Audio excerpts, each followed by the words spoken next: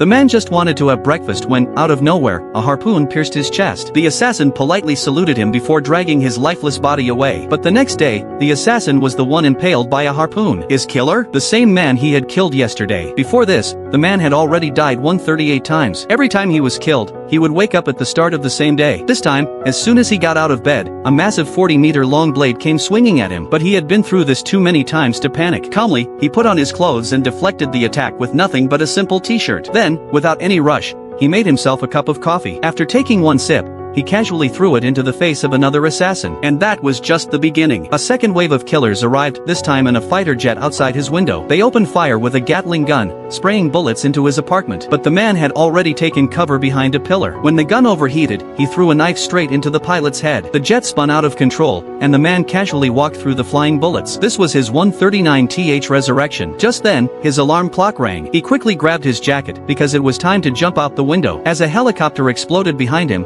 he landed perfectly into a garbage truck. Of course, in his past 22 attempts, he had missed the truck every time. Once, he even got crushed flat by it. But even when he landed safely, there were always more assassins waiting. Like this pair of twin sisters, who had killed him 17 times. Or the bomb expert, who had blown him up twice. Even his so-called long-lost brother had killed him 3 times. Sometimes, he managed to fight back. But in the end, it was always the same result. Especially against Blade Girl. She was so fast that before he even saw her move, his head was already rolling on the floor. No matter what he tried, he could never survive past 12:47 p.m. So, instead of fighting, he decided to spend time with his son. They had the best time ever at an arcade. But as they left, the man noticed something strange. This time, the clock showed 12:50 p.m. He had lived 3 minutes longer than before. Then it hit him, he had been tracked. The only reason he survived longer was because the arcade's basement had no signal. Just as he realized this, the assassin showed up. As expected, he was filled with bullets once again. On his 146th resurrection, he went straight to an old friend. From him, he learned that the best place to implant a tracking device was inside a tooth. That's when he remembered he had gotten a tooth implant a few days ago. Ignoring his friend's protests, he grabbed a tool and prepared to pull out his own tooth, just to see if he was being tracked.